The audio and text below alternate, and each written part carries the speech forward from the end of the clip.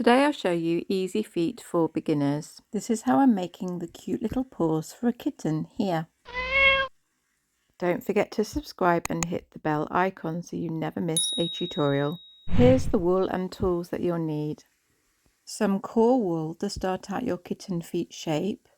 A top colour to go over the core wool. I'm using a grey kind of colour here, but you can use others. A pink or kind of a pink shade. You could use a mink colour, which is quite natural. That's for the paw pads. And then black for the toe lines. Some barb needles. I'm using a 38 and 40 gauge triangle. And then later on will be the twisted or spiral needles. I'm also using some holders. It makes it so much quicker. I've got the clover holder that holds up to 3 needles there. And a single needle wooden handle for comfort and some embroidery scissors. I've put some links in the video description below for you. To make the basic foot shape, I'm simply rolling some of my core wool into a long cylindrical shape. Make sure you've wrapped nice and tightly and then stab with a needle to keep the shape in place. Make sure to go at the ends with your needle, rounding it as you go. You can also use a multi-tool. It's a lot quicker because you've got 2 to 3 needles in there. I'm just using 2 at a time. Do be careful of your fingers. You're aiming to needle felt it medium firm. Keep on stabbing to compact the wool nice and tight. Use your hands to roll if you need to. You can manipulate the shape as you go. Now take the end and fold over slightly, tucking in the sides, and then stab that into place. This will become the toe and pads end of your foot. Do be careful, particularly when you are holding it down, because your finger is very close to that needle. You can use finger protectors if you'd prefer and you don't feel as confident. So looking from the side, you'll see it's bending slightly round, and that's fine. I want this toe end to be a lot thicker and wider, and the heel kind of end to be a lot slimmer. I'm placing some more core wool around the toe end to give it some depth and width. Keep stabbing to sculpt your foot into shape. You want it to be fairly rounded rather than completely flat. If you wanted to, you could be making this purely in the colour that you want the foot to be. I find it's easier to use my core wool. It's really fast to felt, and then add the colour over the top, but you can easily do it the other way. It's completely up to you. This uses less of your merino wools, and there we have the basic shape. When adding my merino colours, I usually kind of hand shred the wool a little bit and then add on little bits at a time, laying it on top of my core wool and going over it kind of in a circular motion with my needle. Go straight down, but you're kind of shallow felting.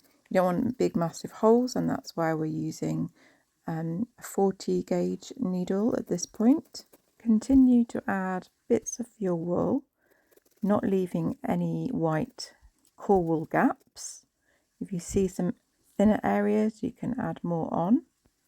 This will take a little while to get the full coverage of the colour. You can use your fingers to manipulate into the shape that you need it to be as you go. And keep going and make sure it's evenly felted all over. For a smoother surface, you can use a twisted, it's also called a spiral needle. I'm using the 40 gauge here. And you can rough it up with your fingers as well, make sure there's no kind of holes showing. And the idea with the twisted needle is it's like a little drill and it goes in, and you just don't see so many kind of holes, but do it at an angle as well and you'll get a much smoother finish. Next, for adding the toe lines, I'm using black merino wool, twisting it with my fingers. You only need tiny wisps of this. You don't need really thick lines, just enough to show that you've got your toes separated. So I'm making 3 of these. I'm going to start the first one just around the middle. I'm going to have 4 toes, so I've got 3 separators. Be careful with your fingers. best to kind of lay it down away from your fingers if you can. For this finer detail, it's best to use your 40 gauge triangle or even a 42 if you have one. As you fix the line, also go in with your needle to create an indentation, a kind of toe gap, as it were. Now for the other two. There's one here and one here. Again, position it and then stab the line into place, making a little indent as you go.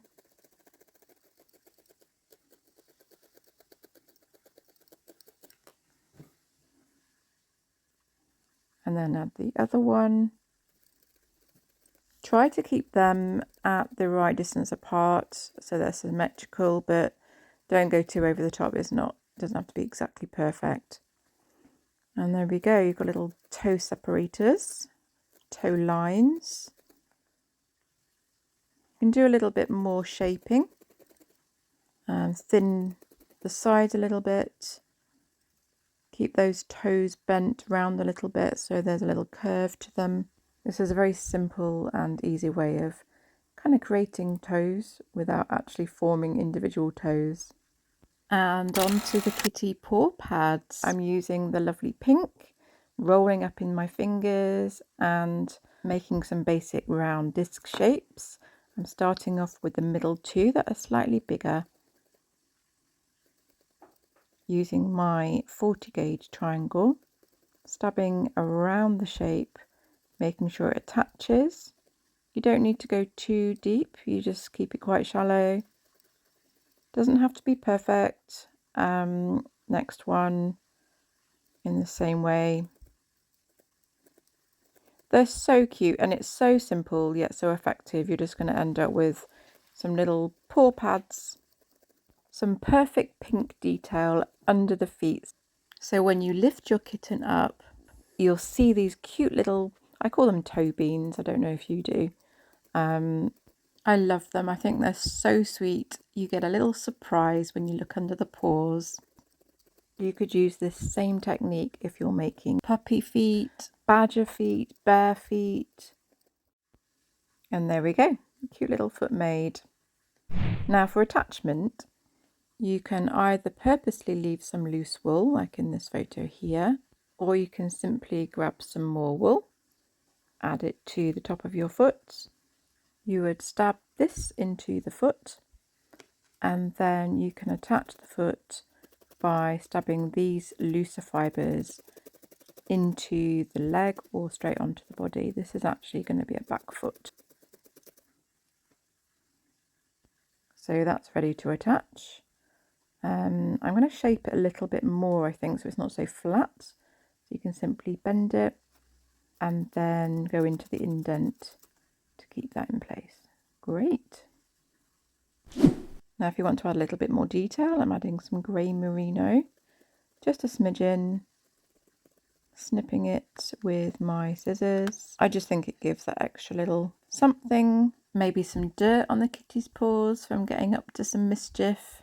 And that's how you make cute kitty paws. I hope you've enjoyed it. Thanks for watching. You might enjoy this video next.